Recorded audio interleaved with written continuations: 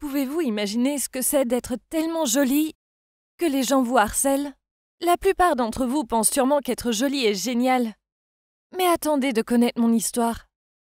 Je m'appelle Jasmine et j'ai 16 ans. Et oui, je tiens mon nom de la princesse Jasmine. Car au moment où je suis née, mon père a dit que je lui ressemblais beaucoup. Alors, en grandissant, j'étais naturellement jolie et plus je grandissais, plus les garçons me couraient après. Mais je n'y prêtais pas attention. Juste parce que j'étais jolie ne voulait pas dire que j'étais prétentieuse. En fait, j'étais une enfant très attentionnée. J'adorais aider mes camarades et je me fichais de l'apparence physique. Je voulais aider tout le monde. Une fois en CE2, il y avait des garçons qui se battaient et j'ai voulu les aider. Mais je fus très choquée en apprenant qu'ils se battaient pour moi. Notre maîtresse a interrompu la dispute et les a fait s'asseoir au fond de la classe, loin de moi. J'étais tellement choquée. Pourquoi ils se battaient pour moi?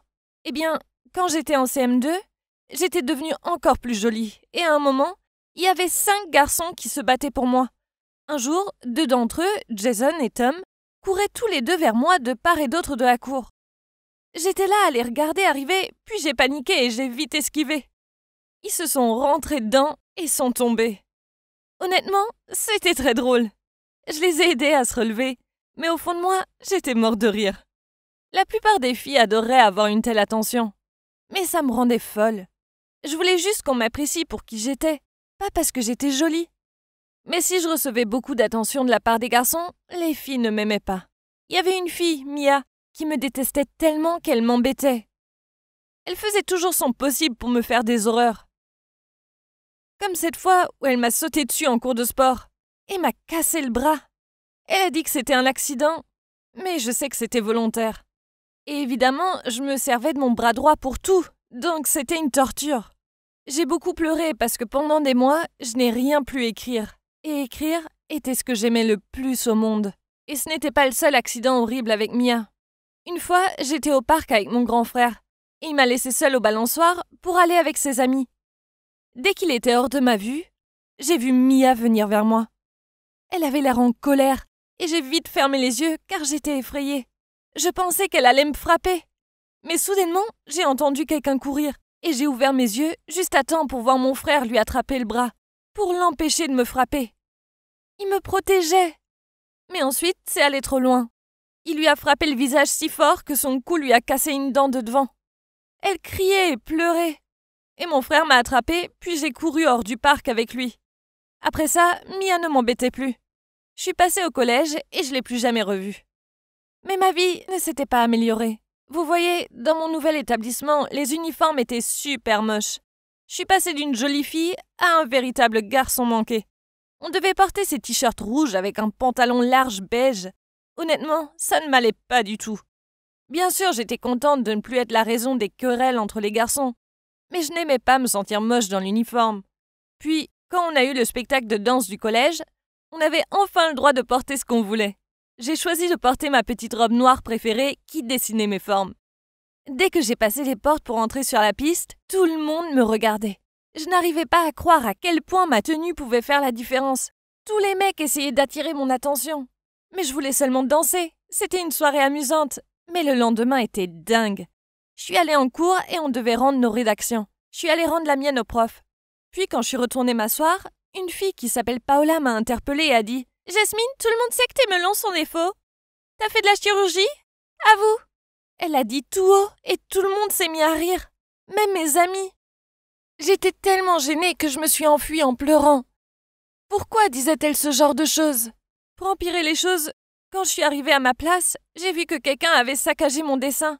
J'adore dessiner, surtout les personnages de Dragon Ball. Et j'avais dessiné un Goku ce matin. Quelqu'un l'avait ruiné en dessinant de faux seins. Puis juste en dessous, il était écrit « Tu es tellement fausse ».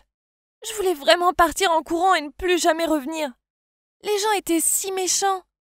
Soudainement, un mec appelé Peter, qui était déjà assez désagréable avec moi, a attrapé mon dessin et l'a déchiré. Je ne comprenais pas pourquoi on me traitait comme ça. Le reste de ma scolarité au collège fut similaire. J'étais triste et je pensais que le lycée serait mieux. Mais lors de mon premier jour, j'étais assise toute seule et j'ai entendu un groupe de filles murmurer des choses sur moi. Et c'était toutes très jolies et populaires, j'ai essayé de les ignorer. Mes deux sont venues me voir et se sont assises de chaque côté de moi. J'étais terrifiée. Mais soudainement, l'une d'elles a dit « Oh my God, t'es tellement jolie! Comment ça se fait que tu manges toute seule? Tu peux venir t'asseoir avec nous car tu es bien assez jolie. » Après mon expérience au collège, j'étais très contente qu'on soit de nouveau sympa avec moi. Très vite, je me suis mise à traîner avec les jolies filles tout le temps. Et la meneuse du groupe, Amanda, m'a demandé si j'avais un copain. Et quand je lui ai dit que non, elle a rigolé en disant « Ne t'inquiète pas, on va t'en trouver un. » Mais je ne voulais pas qu'elle m'en trouve un. Car plus je traînais avec elle, plus je réalisais que les mecs qu'elles aimaient étaient de véritables perturbateurs. Et je n'étais pas du tout intéressée par ce genre de mecs. Après quelques semaines à traîner avec elle, je me suis rendu compte que c'était trop. Je ne voulais pas passer mes journées à raconter des ragots et à être dans le mélodrame. Juste parce que j'étais une jolie fille ne voulait pas dire que j'étais obligée de traîner avec les jolies filles. J'ai entendu qu'il y avait un nouveau au lycée, et les filles se moquaient de lui pour une raison que j'ignore. Je n'aimais pas ce qu'elles disaient sur lui. Alors le lendemain, j'ai décidé de me présenter et de voir s'il allait bien. Eh bien, je ne savais pas pourquoi on se moquait de lui. Il était canon! Canon à en crever! Mais il était super timide. Alors je me suis assise à une table près de lui et je le fixais sans arrêt.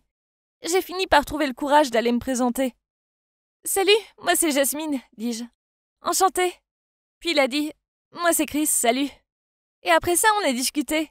Et je n'arrivais pas à croire à quel point on avait des points communs. Je voyais que tout le monde nous regardait discuter, mais je m'en fichais. Chris a dit qu'il avait été inquiet que personne ne veuille être son ami. Et je lui ai dit que moi, je voulais bien. Après ça, on a commencé à se voir tous les jours.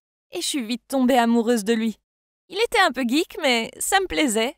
Une fois avant la Saint-Valentin, il m'a demandé quel était mon bonbon préféré. Puis le jour de la Saint-Valentin, il m'a fait la surprise de m'offrir des fleurs, une boîte de chocolat et un ours en peluche. Puis quelques jours plus tard, il m'a fait une autre surprise. Il avait commandé tous mes bonbons préférés, des Skittles, des Sour Patch Kids et des Airheads. J'étais super contente. C'était la chose la plus romantique qu'on ait faite pour moi. Et il n'était pas seulement intéressé par moi parce que j'étais jolie. Il se souciait vraiment de moi. On a commencé à sortir ensemble après ça, puis j'ai eu mon premier baiser. C'était plutôt drôle car je n'avais jamais embrassé quelqu'un avant. Alors, je n'avais aucune idée de ce que je faisais. Mais c'était agréable. Et après un moment, j'ai pris le coup de main. Et maintenant, on est super amoureux. Ça fait 7 mois qu'on sort ensemble. Et je n'aurais jamais imaginé que ma vie pourrait être aussi bien. On prévoit même de se marier à l'avenir. Je sais qu'on est encore jeune, mais quand on sait, on sait.